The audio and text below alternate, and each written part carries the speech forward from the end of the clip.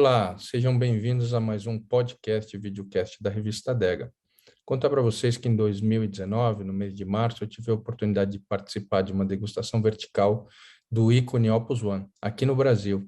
E foi, até aquela data, a maior degustação vertical já realizada fora da vinícola. Nesse momento, eu conheci o Laurent Delassus. Laurent é diretor de marketing internacional da Opus One, e ele voltou agora ao Brasil, depois do Covid, para iniciar, de fato, a distribuição e o trabalho de divulgação de Opus One aqui no país. Tive a oportunidade de conversar com ele mais uma vez, nossa conversa é em inglês, nosso idioma comum, e eu espero que vocês gostem da conversa e aprendam tanto quanto eu aprendi. Thank you very much for accepting our invitation to talk a little bit about Opus One. It's very nice to meet you again. I think our last meeting was an incredible tasting 3 years ago, isn't that? Exactly 3 years ago, yes. Incredible. And it's very good to see that you are in good hands in Brazil. At the time you were looking for an importer over here, you were in good hands with Mistral. And unfortunately I couldn't come to the tasting yesterday night. I was in a meeting in Rio de Janeiro, but Eduardo was there, and thank you very much for accepting our invitation to talk a little bit. Great pleasure. It's a great pleasure. 3 years has been long, I have to say, very long. Many things happened in the meantime, but so happy to be here. And being with Mistral has been the great decision. We took a lot of time because Brazil is a unique place, and to be clear, Negociant were not super performing in that place, so we had to take certain decisions. And finally, we said we will go direct, which means outside of the Negociant system. Then we had to appoint one company, and after many discussions, thinking, meetings, we said, okay, let's go with Mistral. Let me understand that. So in some countries you decide to go through Negociant, and other countries you decide to go direct. 99% is with Negociant. South America, Central America, Caribbeans are direct. Good. Americas. Good. Not Canada. Not Canada. Canada is still the Negociant. And we're very happy because they have a lot of connections. But we have to be very pragmatic. This market is a great market. You have great wine lovers. But it's super complicated. So we need to get someone who's super professional. And I think that with Mistral, with Ciro, who's been very consistent, I have to say, persuasive as well, as you know him very well. Yes. And with a team which is exceptional, we think we made good jobs. Good. Yeah. Very good. And how did you came up with the idea that Brazil is a good market? How do you feel that in terms of visits to Opus One? It's a good point. What happens? No, good point. Visit to Opus One. For sure, we have a lot of Brazilians coming around. Second thing, we know that a lot of Brazilians buy from players famous like Sherry Lehman, like ABC, other. So we know there is a lot of things going on. Social media as well. We can see a lot of activity. So this is why we know there is a potential. And we had the chance to travel a few times to meet people and to see exceptional sellers, great passion for wine. So we said, okay, we need really to focus and pay attention to this market. I'm glad to see that, because I think that Opus One deserves an attention, because there is such an incredible history. No? If you could tell us a little bit about the history, I'm sure that Sure. I would love to. Sure. The history is a story of people, of men at the time, Robert Mondavi and Baron Philippe de Rothschild. Baron Philippe de Rothschild was married to an American woman. He was traveling and living in the US and California very often in the 70s. And he realized there was a great potential with Napa wine. So he started to go around and talking and trying to see what project he could do. And the name was coming all the time around the table was Robert Mondavi. And the truth is, Robert Mondavi started his business a few years before because he left or was pushed out from his family. And already 5 years later, he was like the man of promoting the Napa. And Robert Mondavi had a vision all the time. Promoting Napa, if people come to Napa, they will come to see my wines. And when they met with the Baron de Rothschild, they had the same vision. But at the time, you were taking a lot of time. So discussion started in the early 70s. And it's only in 76 that the Baron said, I would love you to come to visit me in Bordeaux. I have a project I would like to discuss. He didn't say anywhere, anything. So when you are invited by the Baron, you cross the Atlantic. Yes. So Robert came with his daughter to Bordeaux, to Pauillac. They had great meetings first, but the meeting was more about social events, tasting, dinner, food, wine, but not about business. Finally, they met in the morning and they had a 1 hour meeting when they really decide we will do a project together. We will create a new wine in Napa, which will be the equivalent of a first course with Cabernet Sauvignon majority based grapes. Okay. And what the Baron said, he said, I'm going to send you my winemaker, Lucien Ciano. And Lucien Ciano, 55, I think, at the time, didn't speak any word of English. It was his first travel to Exactly. to I think he didn't take a plane even before. And suddenly he arrived in Napa, meeting with Tim Mondavi, the young son of Robert. He was about 25, just graduated from UC Davis. And those two men, they had to go in the cellar, joining, because, okay, when you make a wine, normally what you do, you grow grapes, you do the vinification process. But here it was different. They took the best barrels from Mondavi and they started to blend the wine to give back the image of what Robert Mondavi and the Baron de Rothschild decided as a wine. To materialize the vision. Exactly. But after one day, they didn't agree on the style of wine they should do. So they had to go back for a second day. Second day is still a disaster. And I can guess that people were calling each other and say, what do we do now? Finally, the third day, apparently, arm to arm, at least it's the legend, they came back with a bottle, they put the bottle on the middle of the table, and they said, this is going to be the wine. The name of Opus One didn't exist at the time. There were crazy names like Napa Medoc or different things. It took many years to build the name of Opus One. It's the Baron who found, because he was a big fan of music, he said, okay, we should call it Opus. Apparently, they've been talking again with Robert Mondavi, and finally said, we're going to do only one wine. So we should call it Opus One. That was the beginning of the story. Nice. Selection was super small. 79, they did that selection from, as I said, the barrels, but super, super small. Then they came back with the second vintage, 80. So when in 84 they started to sell the wine to the market, they had so limited numbers of bottles of 79 that they decided to do a mixed case with 2 bottles of 79 and 4 bottles of 80. So the first case of Opus was made with 2 79 and 4 80. I didn't know that. This is nice for me. This is very important. You can find full cases of 80. You will never find a full cases of 79. And that was the beginning of the story. To make it short, they continued for almost 10 years doing this selection in the cellar. Okay. I'm sure they will continue to argue in each other, but at least they were pushing each other, challenging each other, and improving the quality. When, by the way, you test those back vintages, they are still showing very well. So I think they did an exceptional selection at the time.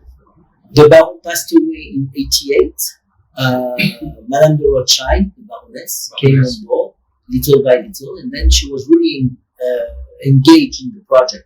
And with Robert Mondavi, they realized if they want to continue the project, they need to build the chateau concept. Meaning, you need a dedicated vineyard, and you need as well a place where you're making the wine. Not anymore in the Robert Mondavi winery, but a dedicated. And so they started in 88 to build the winery, and the first vintage was 91. Over there. Yes.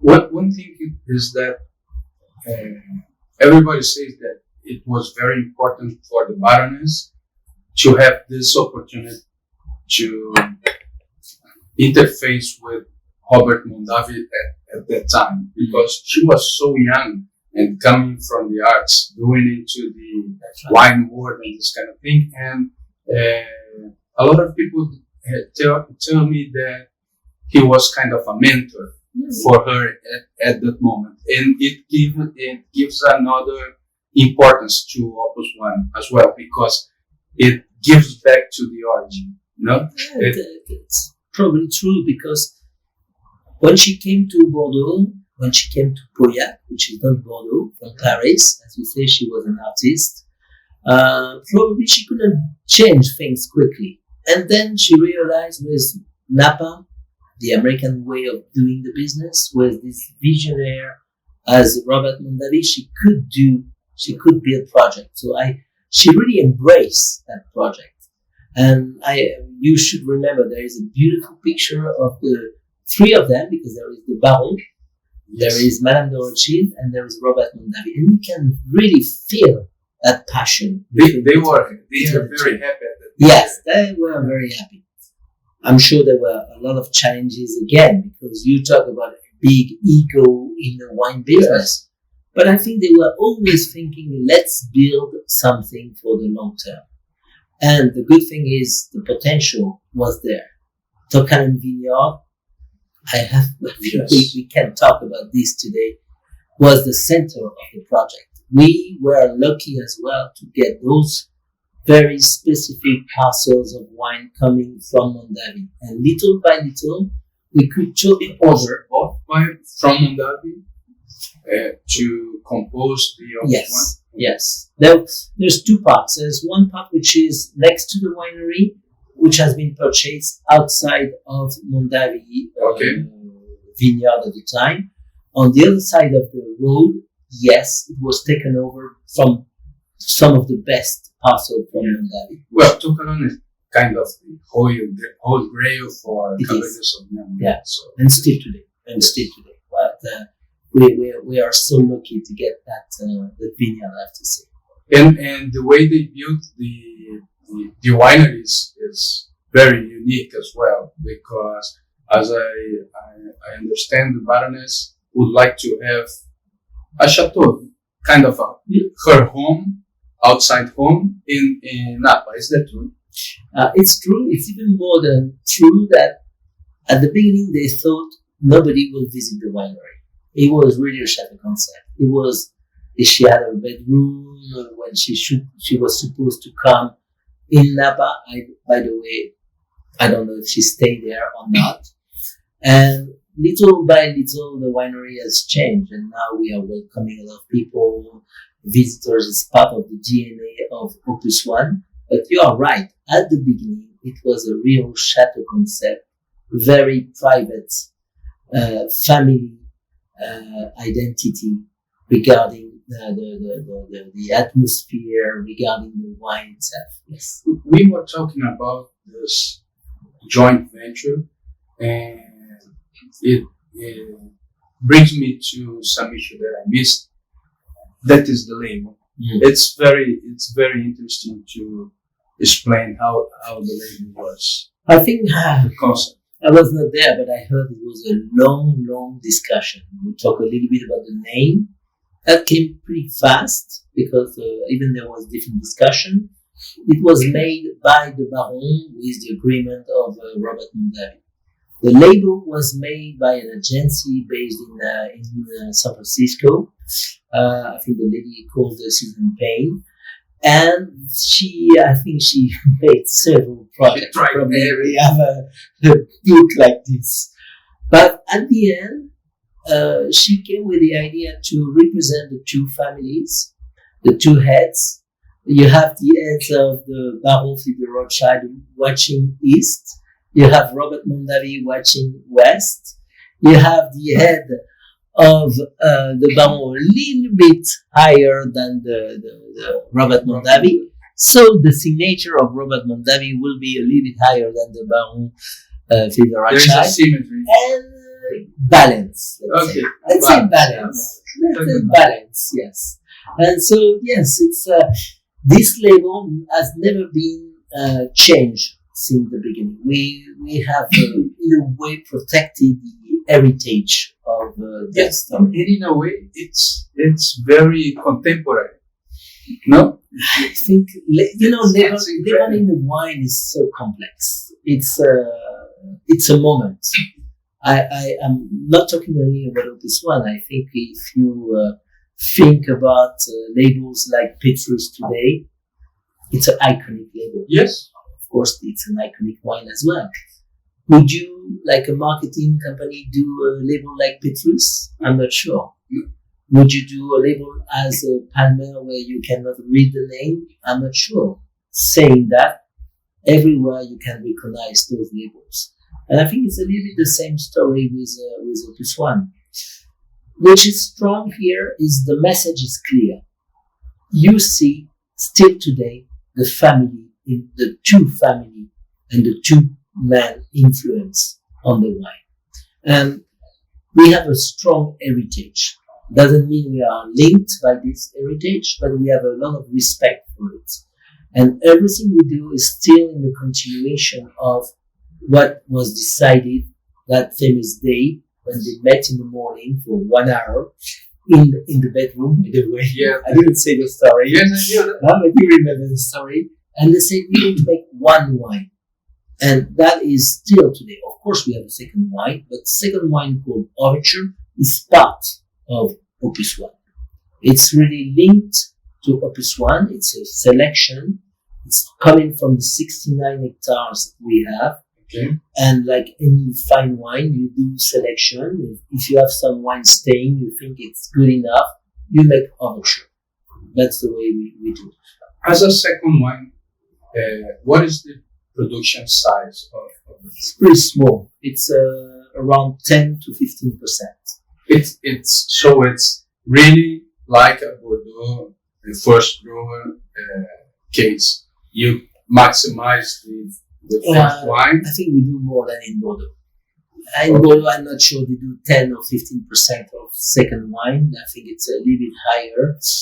We believe, we know that our vineyard can produce almost 100% of Opus One. The reality is different because the reality is you replant. The reality is you have some differences from 1 year to another year.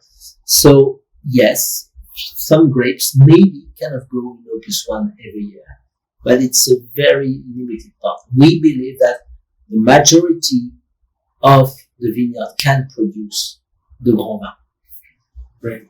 But saying that, we have a lot of respect for Overture. It's not kind of grapes that we don't want. No, they are representing and enhancing in a certain way Opus One. So even small, it's still a high level. A second wine is a great opportunity to get to know the first wine without paying as much. Yeah, and that brings me to one point. I will share that with you. We had a very good discussion yesterday with Ciro. We didn't offer Overture at the beginning to Mistral because during 3 years, plus with the pandemic and everything, we said, let's focus first on Opus.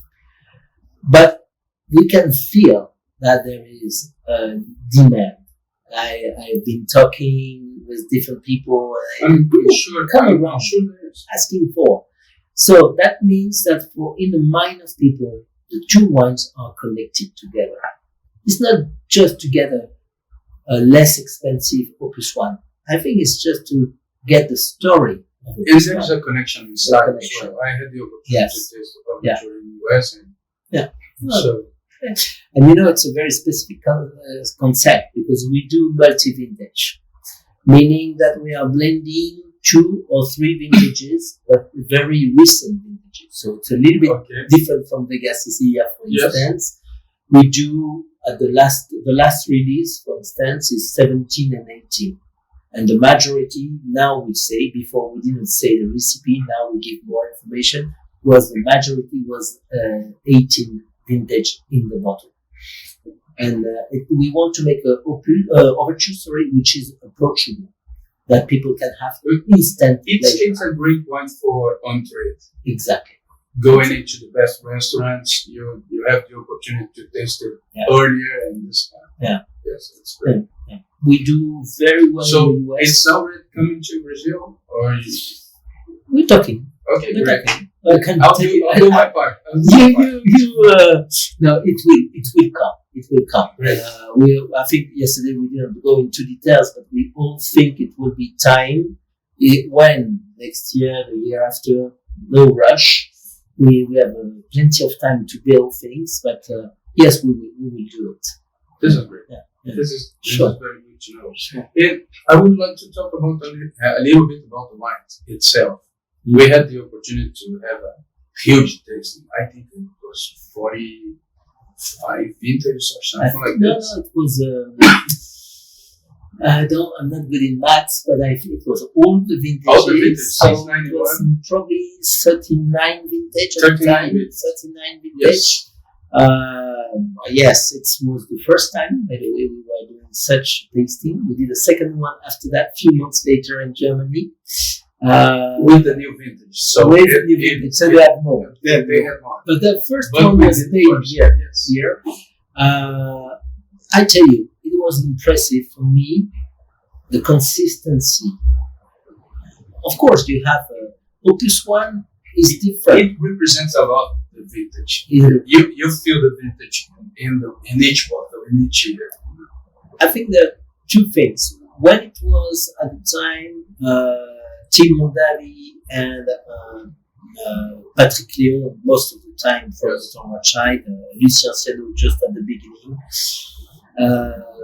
they really were making wine with a Bordeaux style. And I think it was maybe Tim Mondali was pushing to get this freedom to make a little bit more Bordeaux style. A lot of freshness in the wine. Michael Silacci now, I think, is there since 2001. His wish is to represent the picture of each vintage. So we were talking briefly before about the 15 vintage. It's a warm vintage in Napa. We're not going to escape from that style of wine, which is a little bit more Californian. Saying that, we work a lot on the freshness, on the balance. We harvest most of the time like 2 weeks, 3 weeks in advance to most of our neighbors. We do the harvest by night. I didn't know that. No, yes, we do between 3 o'clock. Well, now a lot of people come to this way, but we do from, I don't know when we started, a long time ago. We do the harvest between 3 o'clock to 7 o'clock roughly in the morning. Okay. Then we bring little by little the grapes in the cellar. We close the door and we do the vinification process. Good. Freshness is the key point. And you feel much more elegant wine with from the beginning of the 2000s to now. Even more after 2010, I started to feel a wine that moves stylistic in a new direction without losing the connection with the past. You feel more freshness, a wine that was more apt to be drinking earlier without losing the opportunity to age. This is and you see this also by the alcohol level that dropped half a point during this time. But I didn't test the wine 20 years ago when they were released, so I cannot compare how it was at the time. What I can tell you today is there is wish to keep that balance all the time. And when we do the tasting, we've got an 18 bottle today. We can drink the wine today. We can drink the wine young. Yes. And you can age. I think this is one of the beauty of Opus One, is to keep that balance between drinking young and aging very well. And not every wine, you have great wine around the world, but sometimes you have to wait. And how long do you have to wait? You don't know. And this is one of the magic points. Yes, I think that the best wines in the world right now, you can have pleasure drinking it young. Exactly. And you know that you are going to have even more pleasure if you have the patience and the opportunity to give it. It's always good to wait. Yes. To be clear. I think we enjoy a lot, but frankly speaking, we have to wait a little bit. How long do you think that you should age Opus One before reaching this EPS? I think in the past we would have said 20, 30 years. I think 10 years is perfect. That's my 10 years, I think you really enjoy. Last night, we mentioned, we had 10 exceptional. 14, we are almost 8 years now, exceptional. nice. 17, a bit too young, in my point of view. Okay. Pleasant. I think 17, you drink it alone, perfect. You compare to The other ones. you say, okay, Okay. I should wait a little bit. Yes. Nice. Yeah. Nice. It's incredible. Do you think that there is some point that I'm missing in our conversation? That you No, but like? no. First, because I think you know very well this one. No, I think you what is there is we never stop. We don't think anything is granted. Whatever is the quality of the wine, whatever is the quality of our distribution, we always are thinking, how can we improve? It's so important for us, especially here in that market, to be connected with the people. And I thank you personally, Thank you very much. for the attention you are bringing to us. No, it's my pleasure, and it's a great opportunity to taste great wines and talk with good people. Thank you very much. We spend good time, we have good wines, and we are meeting exceptional people. There's something, you go around the world and you see people who say thank you very much. It's amazing. It's amazing. We should tell them thank you, and they say thank you to us. So that moment is a chemistry that doesn't exist in many opportunities. So we should embrace that moment. That's nice. Yeah. Thank you very much. A pleasure. Pleasure. Until next time. Thank you. Thank you.